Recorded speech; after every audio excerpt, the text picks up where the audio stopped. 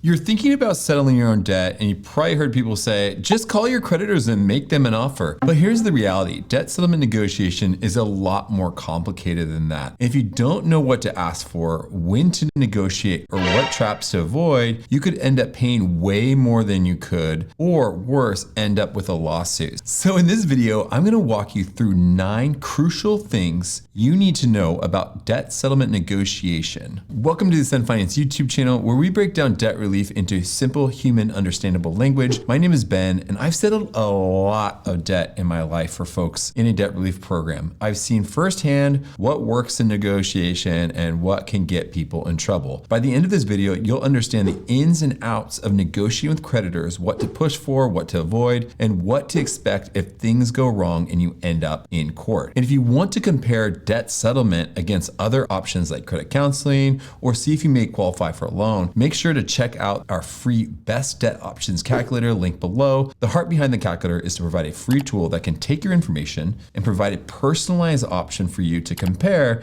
to make sure that you make the best option for you. So here's what we're going to cover in this video. First, debt settlement negotiation, what to negotiate for in terms of percentages, when to negotiate your debt, understanding that every creditor is different, what not to do, and I'll explain a nightmare scenario that happened, why people get taken to court, what happens if you get taken to court, what happens if a judgment is entered, and other crucial things to keep in mind. Also, this video is just for informational purposes only. First, let's talk about how to negotiate. The first thing you really need to know is actually how to negotiate. Creditors and collection agencies may not accept the first offer. Negotiation is often a back and forth process. You want to keep in mind to be polite, persistent, and document every conversation. Always ask for the agreement in writing before you send a payment. And remember, don't let the emotions drive the conversation, even if some of the debt collectors you talk to are rude. Creditors may pressure you, but you'll get better results potentially by staying calm, consistent, and professional. Also, be clear about the financial hardship that's preventing you from paying the full balance, as many creditors will ask for that information. Before I go on, if videos that help you get out of debt cheaper, easier, and faster like this are helpful, please consider liking and subscribing this video, as it's always encouraging to me, and we also create content very often to help you get out of debt. Next, let's talk about what to negotiate for in terms of percentages. The second thing to know is what kind of settlement percentage to aim for. Now, in general, settlements range often between 30 to 60, potentially 75%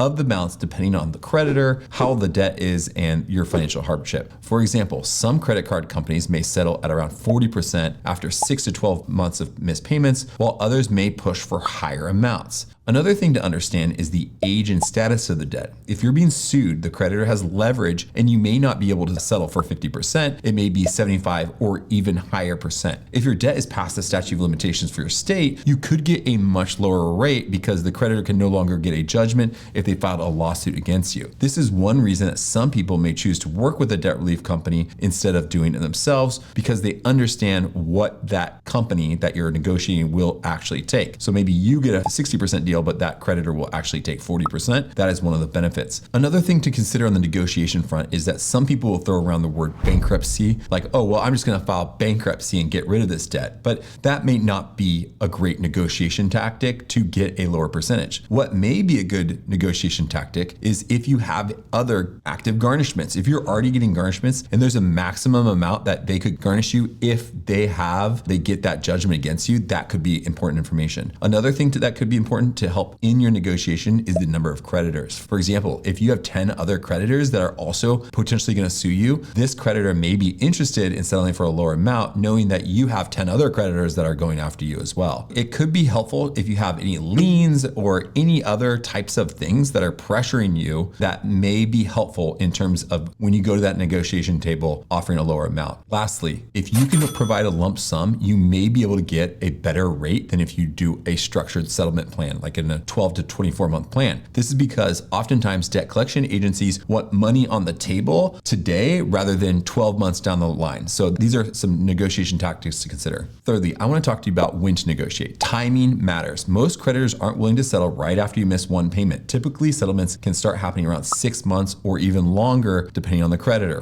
Why? Because at that point, creditors have already charged off the account and they're more motivated to get something rather than nothing. So patience is part of the strategy. strategy. Negotiating too early may lead to weak offers, while waiting longer could open up bigger discounts, but it can also increase the risk of you getting sued in a debt collection lawsuit. Please note that you may be getting a lot of calls from collection agencies and creditors, especially if you have a lot of creditors. Now, per FDCPA, you can require that they no longer contact you by sending them a written letter, or you could potentially ask them on the call not to contact you any further via phone, and that you'll contact them when you're ready to settle the account. Now, the fourth thing I want to talk to you about is that every creditor is different. This is one of the biggest lessons, that every creditor behaves differently. Some banks may be more settlement friendly. Others, like federal credit unions, may rarely settle, and collection agencies vary wildly in their tactics. Some settle fast, others may drag it out. And that's why you can't assume one strategy works across the board. If you have multiple accounts, you may have to have a different approach and strategy for each of your creditors. Also, it's helpful to note that when your debt falls past due,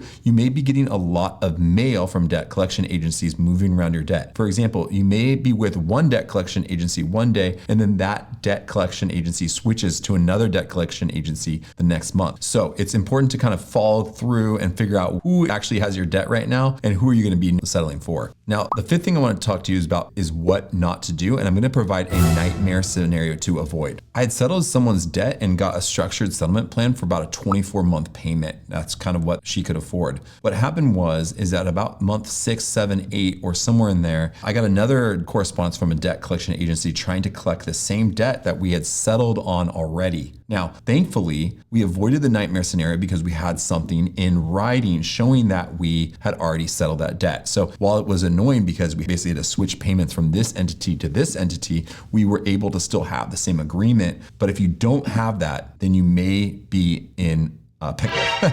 So the first thing I want you to avoid is settling a debt without any writing. So you may want to get a written agreement before sending any money, so that if a nightmare scenario happens, you have the documentation to prove that you had already settled that debt. Now, the second thing I want to talk to you about is not paying more than you can afford. That may make intrinsic sense, obviously, but if you default on a settlement, especially a stipulated judgment, it can backfire where they'll get a default judgment against you, and then they could potentially start garnishing your wages depending on the state. Now, the next thing I want you to avoid is don't ignoring your accounts while negotiating with one account. You don't want to focus on this account and then face 3 lawsuits over here by not focusing on these accounts. So that's something to consider. Also, don't trust everything that a collector says on the phone. Get it in writing. Get everything in writing, especially settlements, to make sure that you're going through the process and getting to resolve that debt. Now, these mistakes can undo a lot of progress, so avoid them at all costs. The sixth thing I want to talk to you about is why people get taken to court. One of the biggest risks in debt settlement is being sued. So why does this happen? Creditors may decide to take legal action if they think you won't pay otherwise, or if they see income or assets from a credit report or something else that they believe that they can go after. It's more common potentially with larger balances and if you've been delinquent for over a year, but I've seen debt collection lawsuits or heard about them for as little as $500. Now, not every creditor sues, but you need to be prepared for the possibility,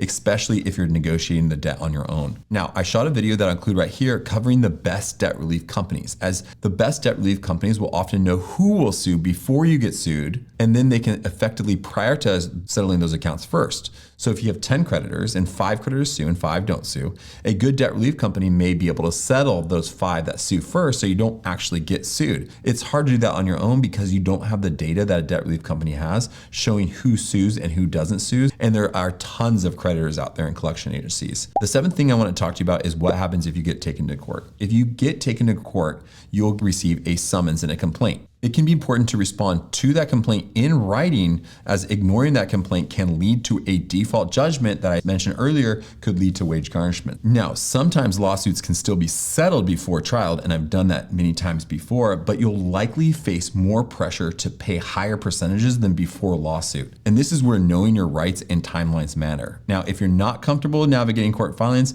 you may want to get legal help at this stage, but you may be able to still settle those accounts in what's called a stipulated judgment, which basically means that if you keep paying that, then you'll reach a zero balance. But if you fail to make those payments, then a default judgment could be entered against you, which could result in garnishment, levies, or liens, depending on your assets and what state you live in.